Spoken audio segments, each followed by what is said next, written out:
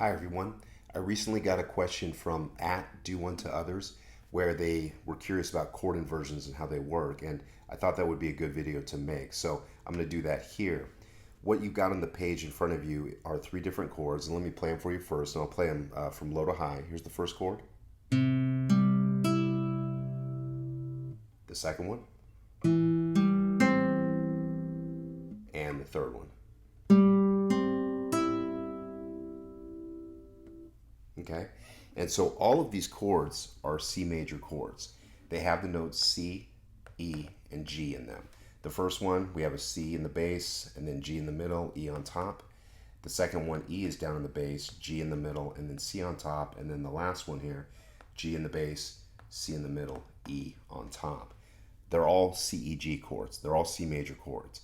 Now, they are in inversion, and here's how it works. In a C chord, we've got three different notes. We have the root of the chord, which is the note C. We have the E, or the third in the chord. The reason it's the third of the chord is because it's a third above the root. And then finally, the G is the fifth of the chord.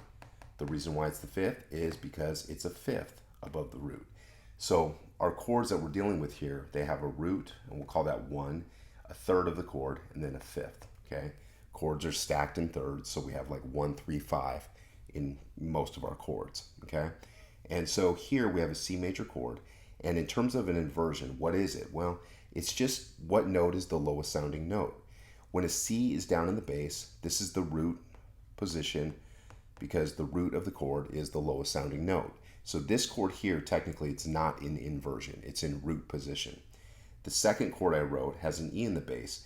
That's the third of the chord in this case. So this chord here is arranged in first inversion.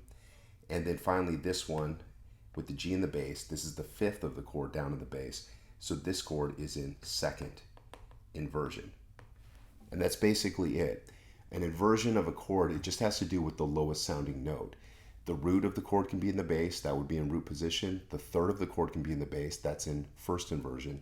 Or the fifth of the chord can be in the bass, that's in second inversion. Now, if you have a seventh chord, if you have the seventh down in the bass, yes, it would make it in third inversion. That's less common than first or second inversion. When you have the seventh of the chord down in the bass, it can be pretty distant, and especially if it's close to the root of the chord, because those two notes would be a second apart. So that's all we're dealing with here with inversions. It's just what is the lowest sounding note, and whatever that note is, that can affect how the other notes are stacked. That puts it in inversion. Usually you have either first or second inversion, possibly third. So I hope that's helpful. I hope that makes sense. Feel free to leave me a comment, ask another question, and I'll see you next time.